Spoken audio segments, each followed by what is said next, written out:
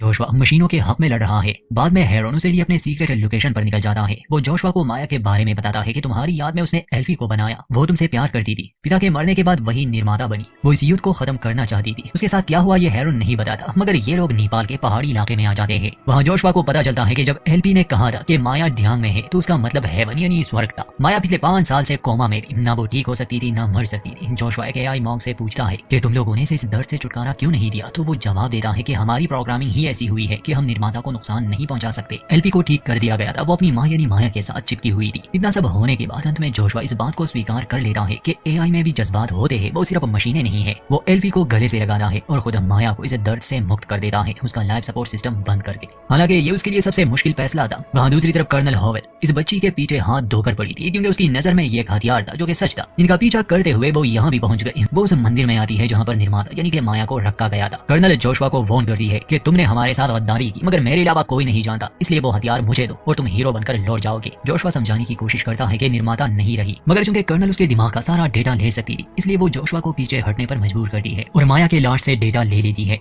तभी हेरोन आता है। वो एक गोली चलाता है, एक बॉम्ब जो कर्नल के साथ चिपक गया। ब्लास्ट होते ही वो और उसके सैनिक मारे जाते हैं। हाँ, हेरोन भी खत्म हो गया, मगर उसकी वजह से जोशुआ और एल्फी को भागने का मौका मिल जाता है। जोशुआ ने उस हार्ड ड्राइव को भी ले लिया जिसमें माया की सारी यादें थी। बाहर आते ही अमेरिकन सैनिक उन्हें पकड़ लेते हैं। एल्फी को उससे अलग कर दिया जाता है और जोशुआ उससे अलग नहीं होना चाहता था, क्योंकि अब इन दोनों में कनेक्शन बन गया था। फिर आगे जोशुआ सारे नियम तोड़कर एल्फी को बचाता है। जनरल जब जोशुआ को ये ऑफर करता है कि वो उनकी मदद करे ताकि एल्फी को स्टडी किया जाए, तो जोशुआ हाँ तो करता है, मगर एक प्लान के साथ। वो एल्फी को बचा लेता है। दोनों मिलकर एक शटल को हैक करते हैं और नोमैड तक पहुंच जाते हैं, क्योंकि एल्फी की शक्तियां भी कमजोर है। अगर नोमैड को नष्ट करना है तो एल्फी को उसके करीब होना चाहिए था। इस बीच इन दोनों को बहुत से मुश्किलों का सामना करना पड़ता है, सैनिकों से लड़ना, अपनी जान बचाना, मगर एल्फी किसी तरह कंट्रोल रूम तक पहुंच जाती है। जनरल ने आदेश दे दिए थे उन्हें सभी जगहों को तबाह करने के, जहां आखिरी बचे एआई मौजूद थे, मगर एल्फी पूरे स्पेस स्टेशन को ही ऑफ कर देता है। एक्सप्लोसिवली जोशुआ मिसाइल्स के चैम्बर तक पहुंच गया था। इनके पास बस 10 मिनट थे निकलने के लिए। रास्ते में एल्फी को अपनी माँ यानी माया के बहुत से सिमुलेंट नजर आते हैं, जिसे देखकर वो काफी भावुक हो गई। वो हार्ड ड्राइव उसी के पास थी, इसलिए वो उनमें से एक को एक्टिवेट कर देती है। इस सब में देर हो गई और एल्फी शटल तक नहीं पहुंच पाई। जोशुआ पहुंच गया था, मगर एल्फी को बचाने एक बार फिर से वो स्टेशन में जाता है। शटल में आने का समय बहुत कम था, इनमें से सिर्फ एक ही बच सकता था, इसलिए अपना सेक्रीफाइस देकर जोशुआ एल्फी को वहां से एक पॉड में निकाल देता है। हालांकि इन दोनों में बहुत प्यार था, एल्फी उसे खोना नहीं चाहती थी। आखिरी समय पर जोशुआ की मुलाकात माया के सिमुलेंट से होती है। दोनों एक दूसरे को अलविदा कहते हैं। एल्फी जमीन पर आ गई और इसी के साथ नोमैड में एक बहुत बड़ा धमाका होता है, जिससे वो पूरी तरह नष्ट हो गया और न्यू एशिया में एआई जीत का जश्न मनाते हैं। एल्फी जमीन पर पहुंची। जोशुआ के लिए वो बहुत रोती है, मगर उसे खुशी भी थी कि अब उसके लोग आजाद हैं। और यहीं पर इस फिल्म